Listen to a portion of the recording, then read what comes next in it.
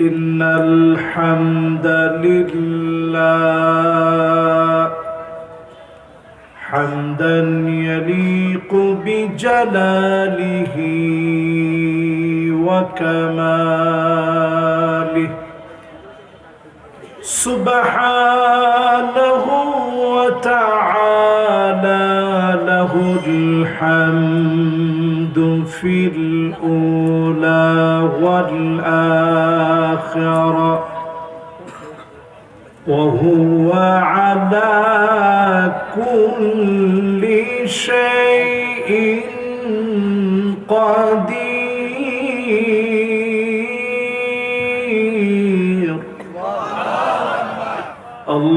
اللهم إنا نشهدك ونشهد ملائكتك وحملة عرشك وجميع خلقك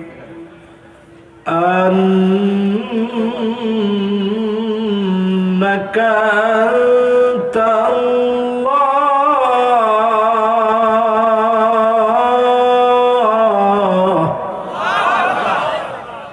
لا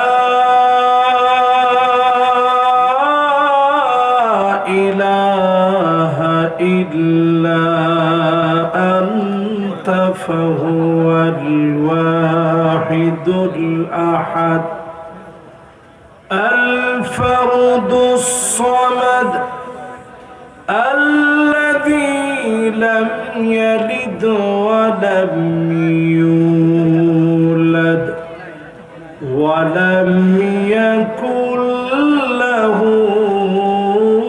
كفوا أحد ونشهد أن سيدنا وسندنا وحبيبنا وحبيب ربنا محمد صلى الله عليه وعلى آله وأصحابه وبارك وسلم الذي أرسله بالحق بشيرا ونذيرا وداعيا إلى الله بإذنه وسراجا منيرا فقد قال الله تعالى في كلامه المجيد وفي فرقانه الحميد সবাই মিলে পড়ি আউযু বিল্লাহি মিনাশ শাইতানির রাজীম বিসমিল্লাহির রাহমানির রাহিম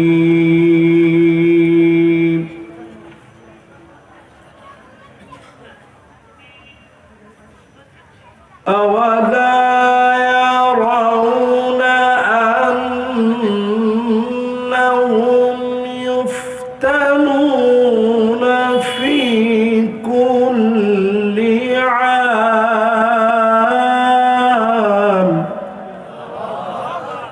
في كل عام مرة أو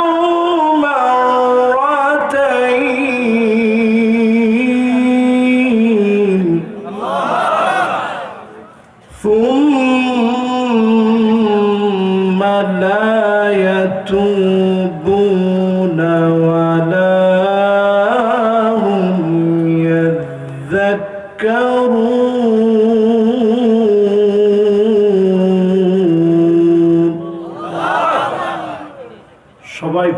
صدق الله العظيم. وقال تعالى في شان حبيبه مخبرا وآمرا إن الله وملائكته يصلون على النبي يا أيها الذين آمنوا صلوا عليه وسلموا تسليما. اللهم صل على محمد وعلى آل محمد كما صليت على إبراهيم وعلى آل إبراهيم إنك حميد مجيد. اللهم بارك على محمد وعلى آل محمد كما باركت على إبراهيم وعلى آل إبراهيم إنك حميد مجيد.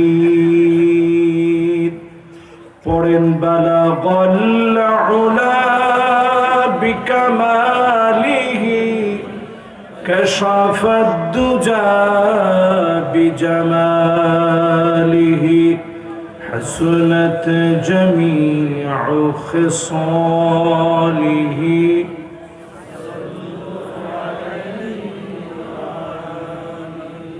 در في شانه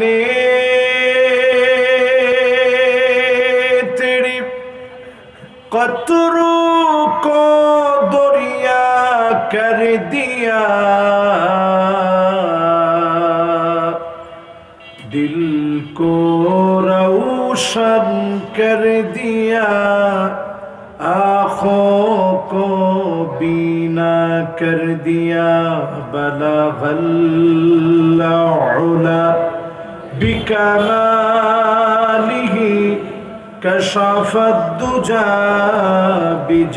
بجماله حسنت جميع خصاله صلوا عليه. নহে সমাপ্ত কর্ম মোদের অবসর কোথা বিশ্রামের উজ্জ্বল হয়ে ফোটেনি আজ সুবিমল জ্যোতি তৌহিদের বালাগাল উলা বিকামালিহি كشف الدجى بجماله حسنت جميع خصاله صلوا عليه وآله. 29তম দুদিন ব্যাপী আজকের এই মোবারক তাফসীরুল কোরআন মাহফিলের সমাপনী রজনীতে মনোহরা ফুটবল মাঠ সংলগ্ন কেন্দ্রীয় জামে মসজিদের উন্নতি কল্পে মোবারক আয়োজনের সম্মানিত প্রধান অতিথি আমাদের মাথার তাজ, শুধুমাত্র জননন্দিত জননেতা নন, আমাদের প্রাণপ্রিয় মাওলানা মোহাম্মদ রফিকুল ইসলাম খান সাহেব, যিনি এই জনপদের জননন্দিত জননেতা, সহকারী সেক্রেটারি জেনারেল বাংলাদেশ জামাত ইসলামী, সাবেক কেন্দ্রীয় সভাপতি, বাংলাদেশ ইসলামী ছাত্র শিবির, আপনাদের এলাকার সম্মানিত তিনি, আলহামদুলিল্লাহ আপনাদের কাছ থেকে ভোট প্রত্যাশী। আলহামদুলিল্লাহ এই এলাকার জন্য তিনি সব সময় ভোট ছাড়াও এলাকার মানুষের জন্য করে গেছেন। রফিকুল ইসলাম খান সাহেবের একটা পরিচয় হচ্ছে দাড়িপাল্লার বাহিরেও ওনার একটা পরিচয় আছে, আছে না? এই এলাকার মানুষের সঙ্গে একেবারে সাদা মাটা তিনি মিশেন। আমার প্রাণপ্রিয় মেহমান আজকের এখানে ইনশাআল্লাহ উপস্থিত হবেন, আমরা ওনার জন্য দোয়া করছি। আল্লাহ যেন ওনাকে সেহা এবং তয়্যিবার সাথে, আফিয়ার সাথে খেদমত করার, আসার, বসার, কথা বলার তৌফিক যেন আল্লাহ দান করেন। পড়েন আমিন। এলাকার মাটি ও মানুষের জন্য আল্লাহ রাব্বুল ইজ্জাত ওয়াল জালাল যেন ওনাকে কবুল আর মঞ্জুর করেন। পড়েন আমিন। উপবিষ্ট হয়েছেন আজকের এই মোবারক আয়োজনের সম্মানিত সভাপতি আলহাজ কাজী রুহুল আমিন আকন্দ সাহেব, নিকা রেজিস্টার ৬ নং দুর্গানগর ইউনিয়ন।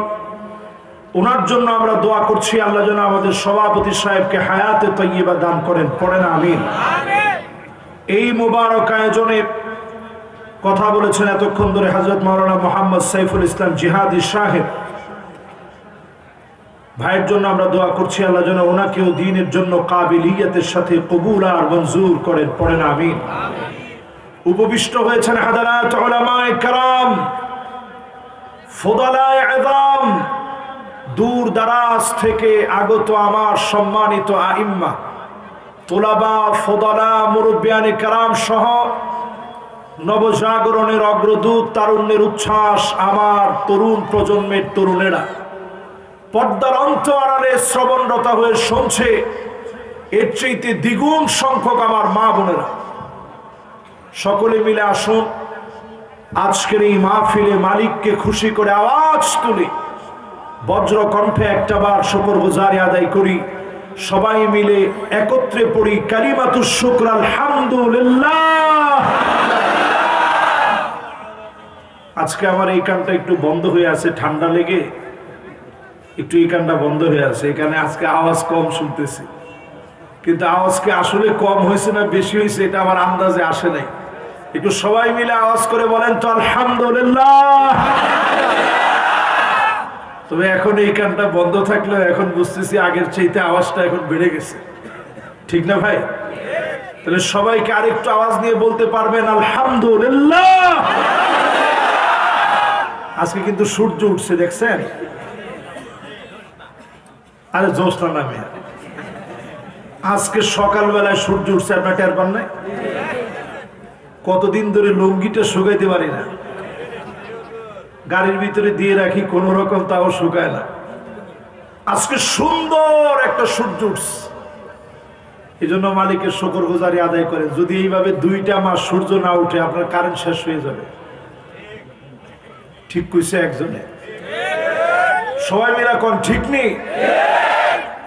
এই জন্য শুকরগুজারি লাগবে কার? আল্লাহর শুকরিয়া আদায় করে নবীজির নামে একটাবার দরুদ শরীফ পড়ি, সকলে মিলে মনের টানে মহাব্বতের সুরে হৃদয় থেকে ভালোবাসায় সিক্ত হয়ে পড়ি মুহাম্মাদুর রাসূলুল্লাহ সাল্লাল্লাহু আলাইহি ওয়াসাল্লাম। এত সুন্দর একটা আওয়াজ হয়েছে, আপনারা সুন্দরভাবে বলছেন। একটা লোক যদি আপনারা বাদ থাকেন এ মাহফিল থেকে আরেকটা বার পড়েন মুহাম্মাদুর রাসূলুল্লাহ সাল্লাল্লাহু আলাইহি ওয়াসাল্লাম। 29 বছরের একটা মাহফিল, এই মাহফিলে সাইদি সাহেব হুজুর আসছিলেন এই মাঠে আর কি। আরে এই মাহফিলে অসুবিধা কি?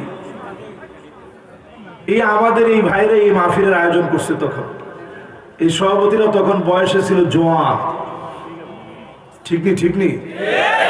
এইরকম মুবারক একটা মাহফিলে বসে আজকে আমরা কোরআনুল কারীমের একটি আয়াতে কারীমা তেলাওয়াত করেছি সূরা তাওবা থেকে। যদি আল্লাহ রাব্বুল ইজ্জাত ওয়াল জালাল আমাকে আপনাদেরকে তৌফিক দান করেন, এই একটা আয়াতকে ঘিরে আজকের এই মাহফিলে আপনাদেরকে একটু বোঝানোর চেষ্টা করব। রাজি আছেন ইনশাআল্লাহ? আওয়ালা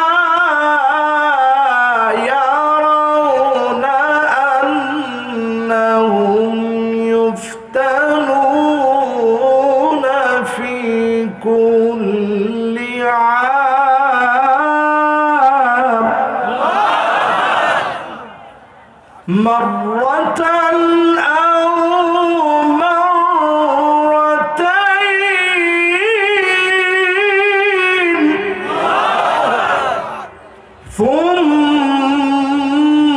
সুম্মা লা ইয়াতুবুনা ওয়া লা হুম ইয়াযাক্কারুন।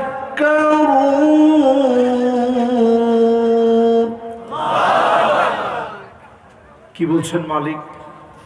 আল্লাহ বলছেন, গোলাম শোনো, প্রত্যেক বছরে আমি আল্লাহ রাব্বুল আলামিন একবার অথবা দুইবার তোমাদেরকে ধরি, পাকড়াও করে ফেলি, চতুর্দিক থেকে আযাব দিয়ে ঘেরাও করে ফেলি। এরপরেও তোমরা তাওবা করো না, আমি আল্লাহর দিকে ফিরে আসো না, আমি আল্লাহকে স্মরণ করো না।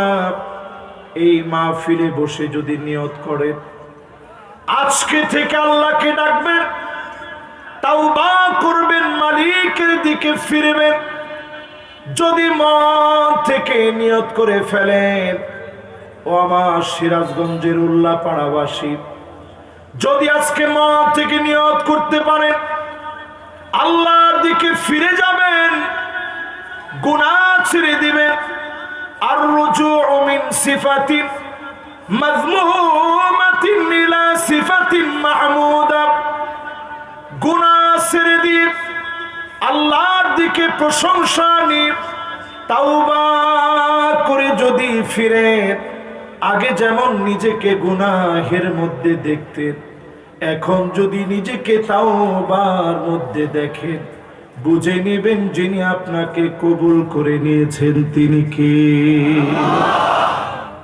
মানুষের জীবনে বদঅভ্যাস 4টা, আঙ্গুল উঠায় বলেন কয়টা? সবাই উঠায় না, একটু উঠায় দেখান তো কয়টা? এবার একটু নাড়া দিয়া দেখান কয়টা? এবার একটু নামান আঙ্গুলগুলা, দেখেন এই বদঅভ্যাস গুলো আপনাদের ভিতরে আসেনি। 1 নাম্বার বদঅভ্যাস হচ্ছে ওয়াকানাল ইনসানু আজুলা,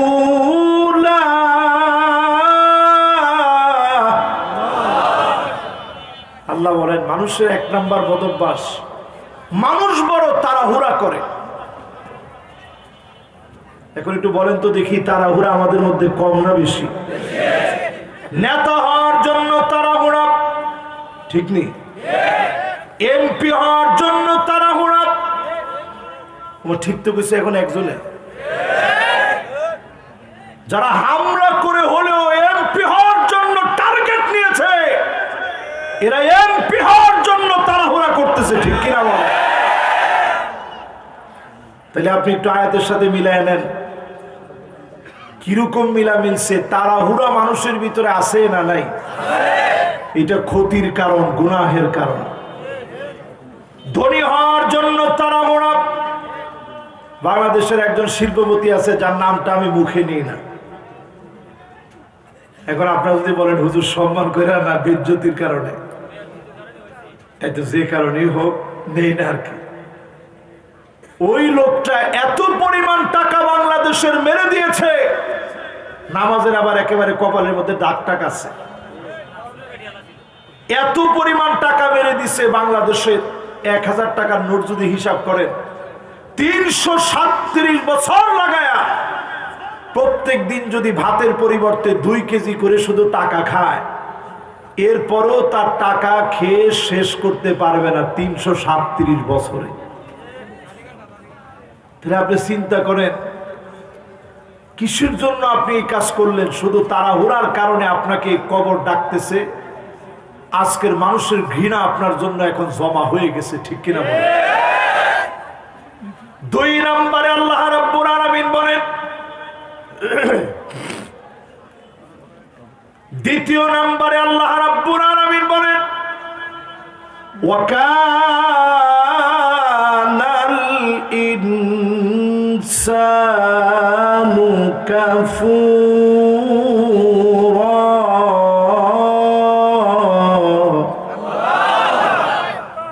অধিকাংশ মানুষ করবে, অধিকাংশ মানুষ অস্বীকার করবে, আল্লাহর খেয়ে আল্লাহর পরে নাফরমানি করবে। এমন কুফরি করা ব্যক্তির সংখ্যা বাংলাদেশে কম না বেশি? শুধু ভোটের রাত্রিতে বাংলাদেশে অনেকের মাথা বিক্রি হয় গরুর মাথার চাইতে কম দামে। ঠিকটা কিন্তু ঠিকের মতো হয় না। ঠিক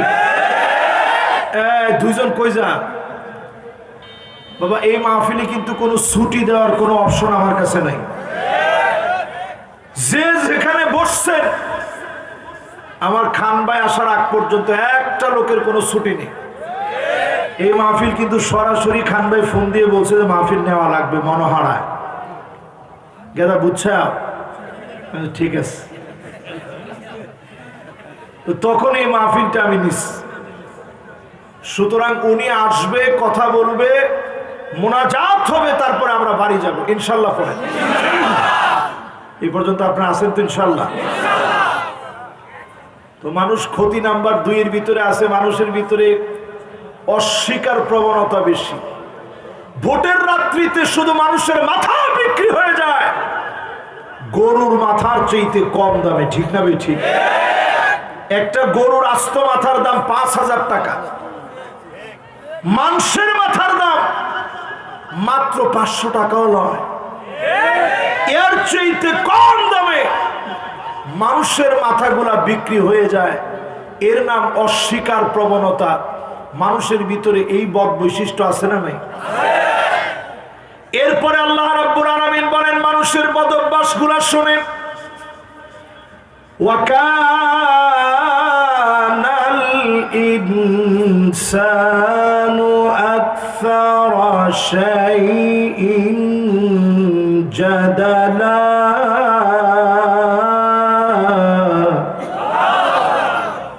অধিকাংশ মানুষ বিতর্ক করবে।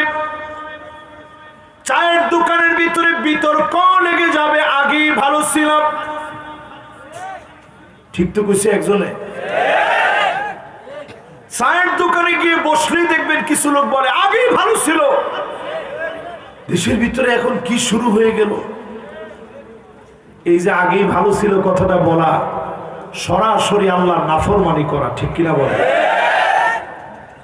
এরপরে মানুষের বদ অভ্যাস নাম্বার 4, ওয়াকানাল ইনসানু কাতুরা।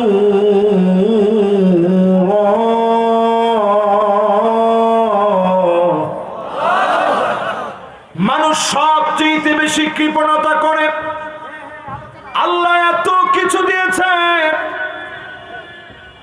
বাবা ফোন টোন ধরা দরকার নাই এখন আপাতত। মাশাআল্লাহ, মনোযোগ আছে সবার? সবাই আমার কথা বুঝতেছেন তো একেবারে? তাহলে 1 নাম্বার বদ বৈশিষ্ট্য কি? তাড়াহুড়া করা। 2 নাম্বার বদ বৈশিষ্ট্য কি? মাশাআল্লাহ, কে বলছে দেখি? মাশাআল্লাহ, দেখছেন ও জিরো। তবে তোমার পায়ে কি ব্যথা? না না, পায়ের সুযোগ দিয়ে রাখ, কোনো অসুবিধা নেই। আরে মাহফিলের সব আমরা কোনো সমস্যা নেই, যেইভাবে রিল্যাক্স হয়, কিন্তু মুখস্থ করে নেওয়া লাগবে। কম 2 নাম্বারটা কি? সবাই কম 2 নাম্বারটা কি?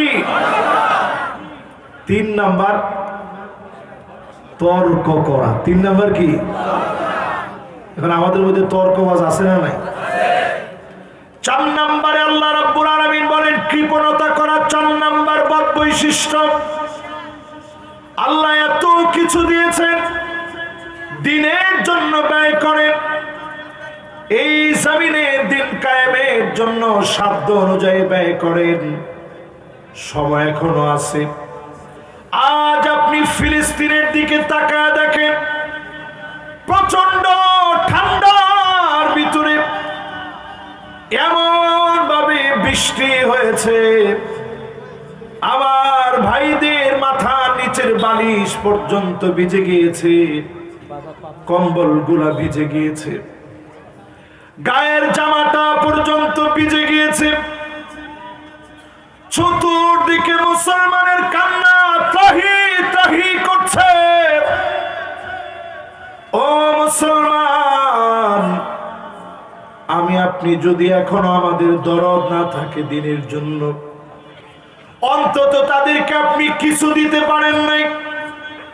আবার দেশে দিন কায়েমের তরে আপনি আমি যদি ব্যয় করতে পারি, আমার আপনার ব্যয়ের কারণে যিনি আমাদের থেকে আযাব গজব, আমাদের ভাইদের থেকে আযাব গজব উঠায় নিবেন তিনি কে?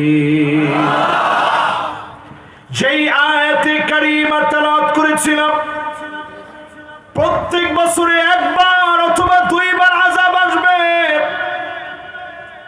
ঢাকার বুকে 21শে নভেম্বরে যেই ভূমিকম্প হয়ে গেল জুমাবারে, 5.7 মাত্রার ভূমিকম্প হয়েছিল।